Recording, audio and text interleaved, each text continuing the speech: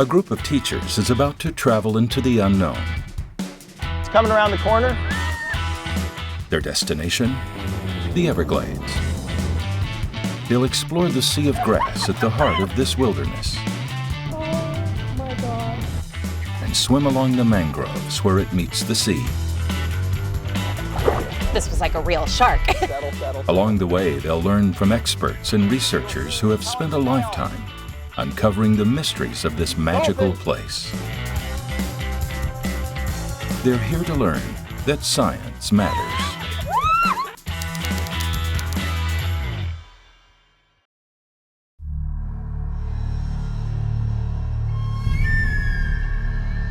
If you want to understand the Everglades, just follow the water.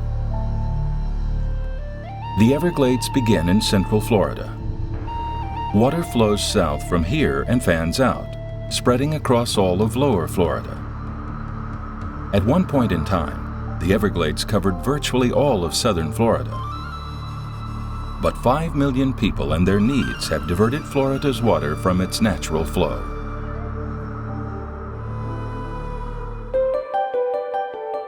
Usually, there's still a lot of water to go around. Even though massive efforts are underway to restore the Everglades, it remains vibrantly alive.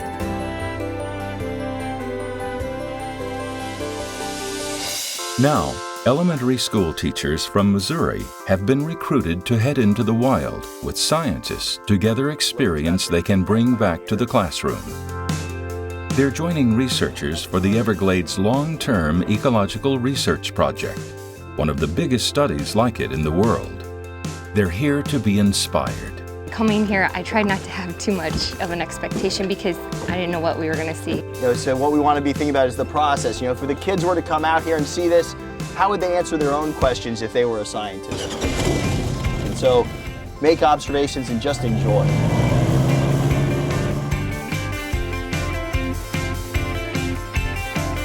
The journey starts in a sea of grass.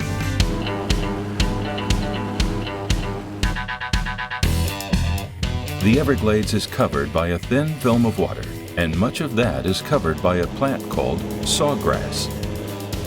The best way to traverse this unique terrain is in an airboat. Biologist Mike Heithaus has been working with these teachers for the last year to help them understand how science works. He'll be their guide into the wilderness. Mike has spent his career studying marine creatures and how they affect the environment. His specialty is predator-prey interactions. Definitely less than 1 year old. The Everglades is home to plenty of predators. Alligators, the elusive American crocodile, and even completely foreign species like pythons. And yes, there are sharks here, and they are a lot closer than you might think.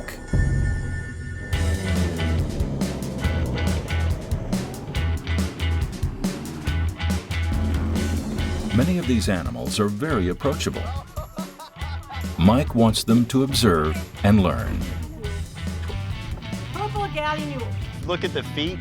By having those really big feet, it disperses the weight, and so they can walk across the floating vegetation and not sink down. The teachers are invited to take a step into the unknown. The water is only knee-deep, but the bottom is soft.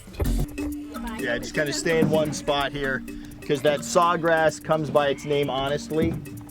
It will cut you if you're not careful. I could feel the sawgrass underneath. It was cool, and it was really surprising to me. These are mosquito fish. They're really widespread, and they're a very important fish here in the Everglades because they eat a lot of mosquito larvae. The best way to understand the Everglades is like this, up close and personal, observing. The tiniest things here make all the difference. Now you can see this algae, it's called periphyton, and this is a really important food source in the Everglades. Algae and water flow continuously through the Everglades, forming an almost undivided ecosystem. What happens in one place touches everywhere else. The issues that we're dealing with here in the Everglades are really similar to what's going on in Missouri or anywhere where you have watersheds around the world, where what happens upstream affects everything downstream. So what's going on in Missouri ultimately is affecting what's happening in the Gulf of Mexico. And so it really, this flow of water and how there are big connections between places is a theme that you see again and again. In the summer, the Everglades gators can be hard to spot. I see him moving over on the left side of the lily pad. Just like humans, they try to get out of the heat and shelter in cool, shaded pools. Oh, she's cute. I was nervous about being close to the alligators and being in a habitat that I've never been in. Come up to the boat, guys. Please keep in mind they can jump up to 3/4 of their body. Left side. Don't need to worry about me. I'm safe up here. Look at it right here. Yeah. When the gator came up close, it kind of startled me, but then it was kind of like the awe and fascination takes over, just that a creature so wild and big and powerful just coming right up close and getting to see it firsthand. So they hit maturity at around 6 feet. Did you get pictures? Yeah. Oh my gosh, look. He's not close enough. Yeah, right. And so one of the reasons that the alligators here in the Everglades aren't that big is that they don't have as good a diet as places like Louisiana where they get huge. Here they eat a lot of little fish, a lot of invertebrates, they eat pond apples, and they eat blue crabs. And that's not nearly as nutritious as a rodent or birds. And so that's one reason they don't get as big. Reverse! Mike and his Everglades team have been studying alligator populations since 2008. They measure and tag the animals to track their growth if they catch them again later. 1.8. It was really fun, of course, to see the alligators, and it'll be fun to go back and tell my kids. They'll be excited. But also just to see the birds and the mosquito fish and things that are smaller that you don't necessarily think about being out in the area was fun to see and experience. You know, we're coming from a place, Missouri, in the middle of the United States, and being able to come here and actually work in the Everglades, in the middle of the Everglades, and just get to see all of the things that we would not normally get to see, you know, where we live. You hear about it, you see it on TV, but to actually get to come and experience it has a lot of value.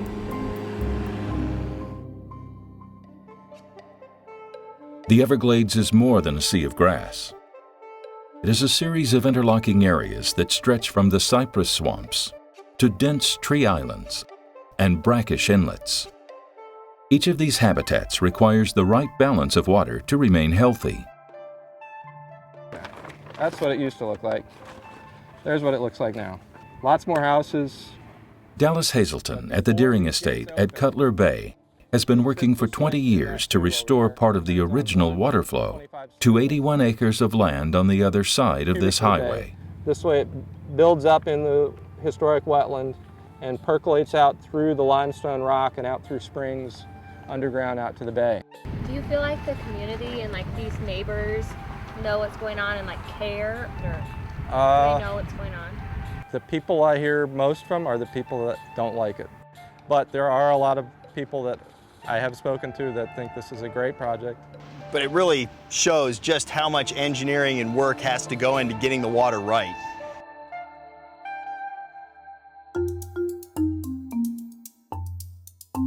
The direction the water flows isn't the only thing that is changing in Florida. Hey Joe, how's it going? It's been a long time. Yeah. Good to see you. How you been? Good. Thanks for coming. Really appreciate it. Sure. So everybody, this is Joe Wazalewski, who Hello. is one of the experts on reptiles and amphibians here in the Everglades. And one of the things that he works on is getting rid of some of the invasive species here. And so he has agreed to take the time to talk to you guys about some of these animals. Florida has a bunch of unwelcome visitors. The experts call them invasive species because they're not only breeding here, but they're starting to take over. I'm not bringing any tame stuff today, Mike. This iguana was caught 2 days ago. The iguana competes with Florida's native plant eaters for food. This is called a tegu, T-E-G-U, lizard.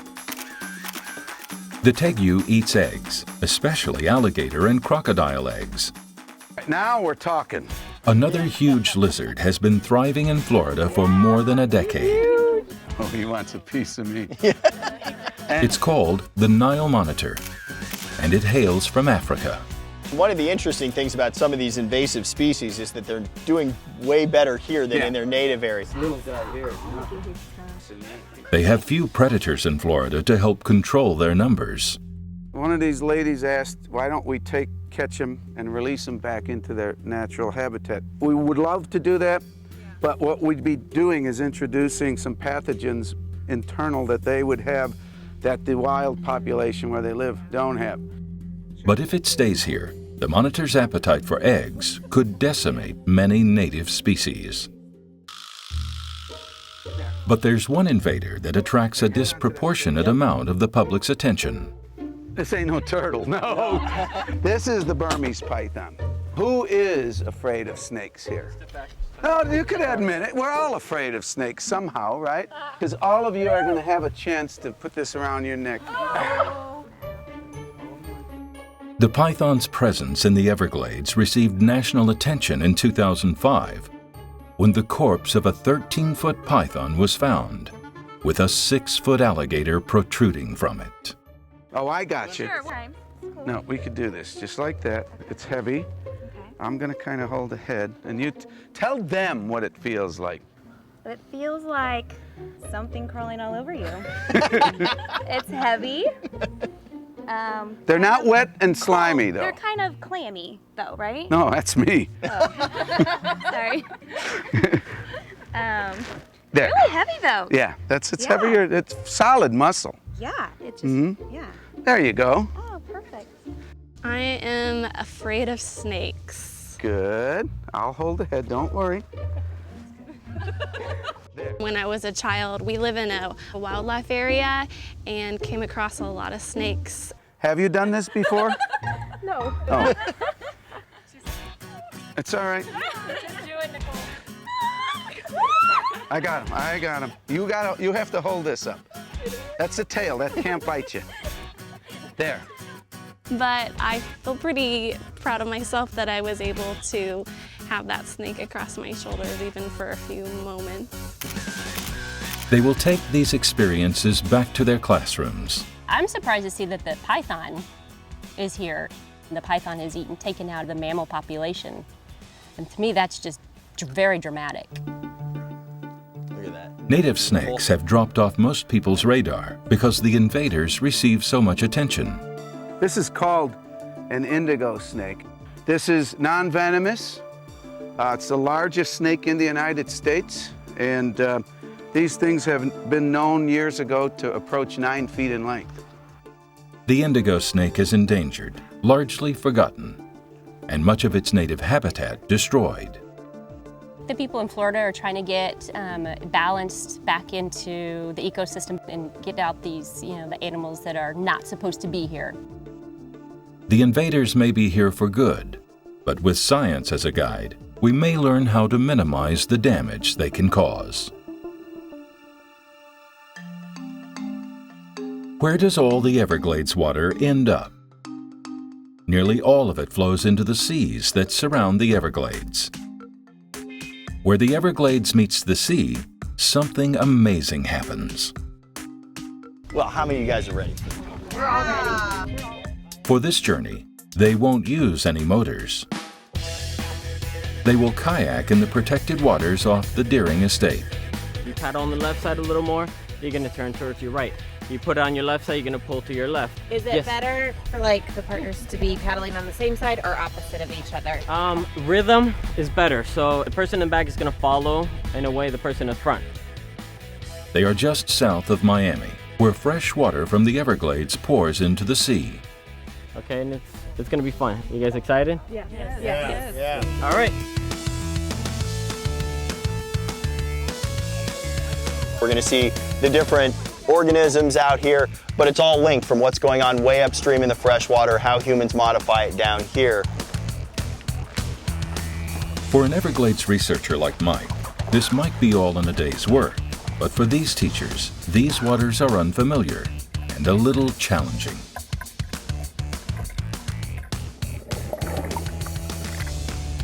The shore here is lined with trees called mangroves. They have to cross a mile-wide bay to their destination. It's too bad you guys aren't having any fun. The concerns I had about paddling was you had to work as a team with the person you were paddling with, and that was kind of hard. You had to communicate really well. 1, 2, 3. Fortunately, they're kayaking over shallow flats. Anybody who falls out can just stand up.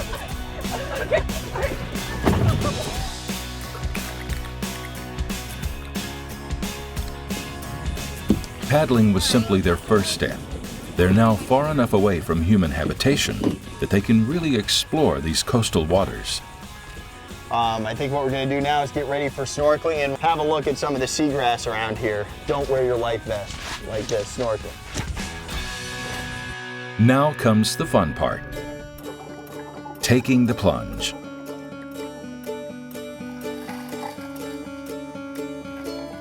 This is the first time many of these teachers have peered underwater through a mask. I really enjoyed the snorkeling, getting to see where the fresh water came out into the, I guess, salty water. And the temperature changes was it was like, whoa. You can't do this in Missouri.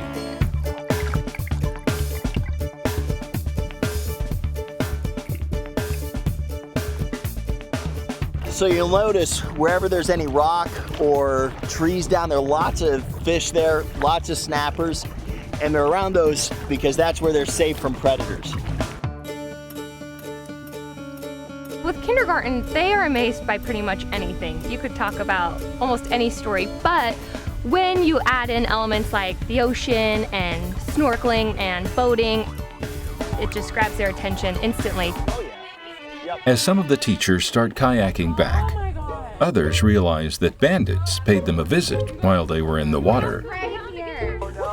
We gotta get that bag. Oh my God. I had fruit in my bag this morning, and when we came back, the raccoons had my bag and had eaten all of the fruit, but luckily they didn't drag my bag off into the mangroves. We were able to get the bag with my driver's license and my cell phone, which is good so I can get home. It might seem strange, but it's all in a day's work if you're a scientist who works in the wilderness.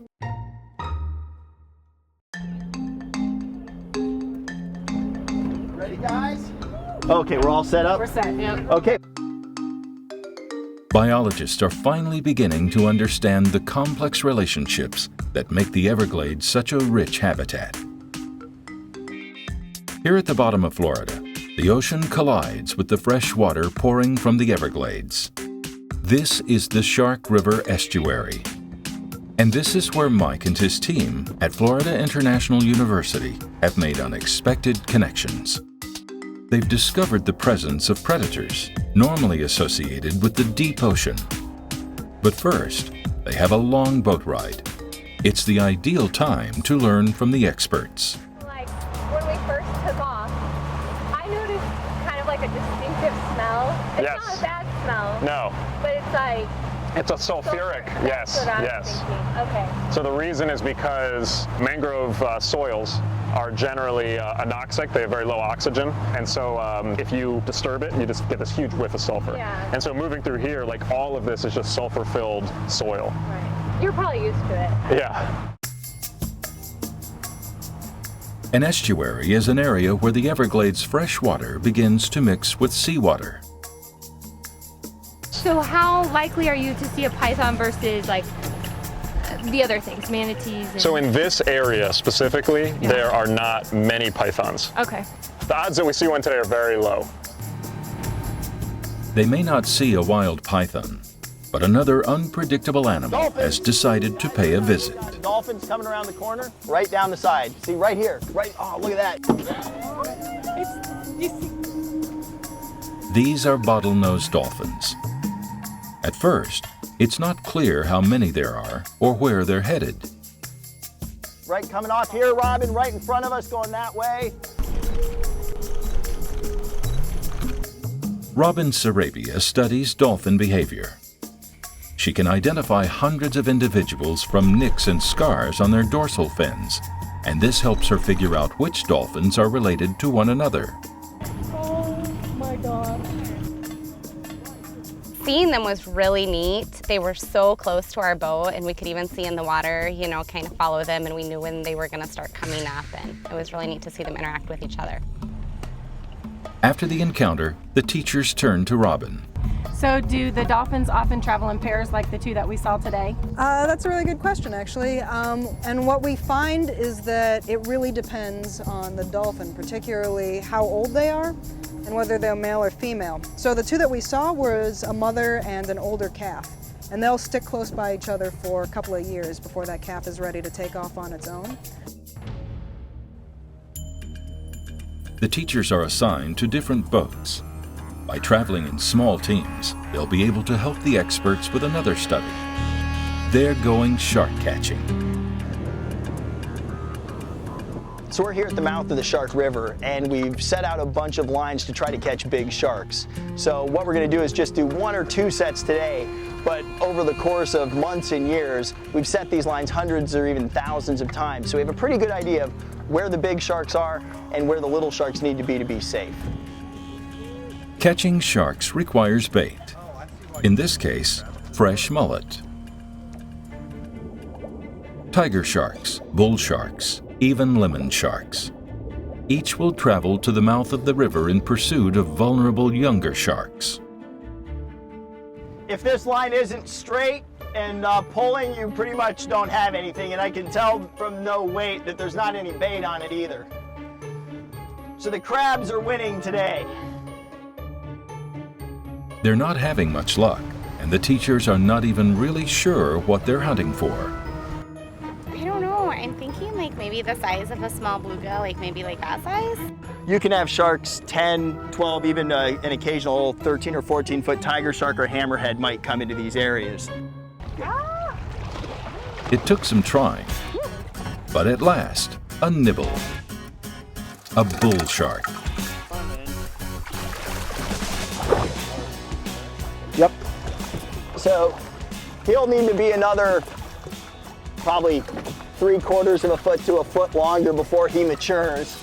So big juvenile, but a shark this size can be down here at the mouth of the river without too much worry. I would eat a baby bull shark. Oh yeah. Yeah, small sharks are a favorite food of other big sharks. Mike and his team have measuring sharks down to a fine art. They'll track this animal over time, and it will help them learn about the population. It takes years to get an accurate picture of what's going on. Dang it. It was surreal to be close to a shark. You know, we were just a few feet away from it. 6 or 7, Phil? He said we had a small one, and so I was not expecting something that was 6 foot long. The team's research is starting to reveal where the sharks live at each stage of their lives, and how changes in fresh water influence their behaviors. When they're young, they seek cover in the Everglades further upriver. Some juvenile sharks take the risk of heading out for the ocean, but they have to run a gauntlet of larger, hungry sharks to get there. The teachers are doing their part. This was like a real shark, and I never expected to be that close. You'll see, we can tell it's a male. On the bottom here, the end of the fins have structures called claspers. These experiences are aimed at inspiring the teachers about science and getting them excited about science in the classroom. This is completely why science matters, and I'm so excited to be able to take this experience back to my students and show them how exciting science can be when you're actually in it and not just reading about it. And I feel like I'll actually be talking from my own knowledge rather than just what I've heard from other people.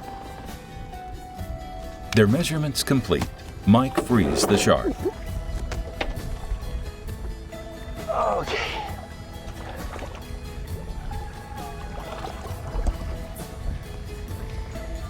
Off he goes. Okay. What do you guys think? Aren't they awesome? Yes. This Everglades adventure may be over, but elementary school students in Missouri will be learning about it for years to come. Well, with scientists, I used to think of them as like old guys and just nerdy guys and people speaking in a language that I don't know. Being able to like really work alongside Dr. Heithaus has just helped me realize that, you know, science can be fun. Science can be understood by people like me. No, we could do this just like that. It's heavy. What I want my kids to get in class is that science is a process and that you continue questioning. Just to try new things and you'll be amazed. It's coming around the corner. So how did the teachers do? Don't worry. There is no question that these teachers get an A+. How do you think they'll do?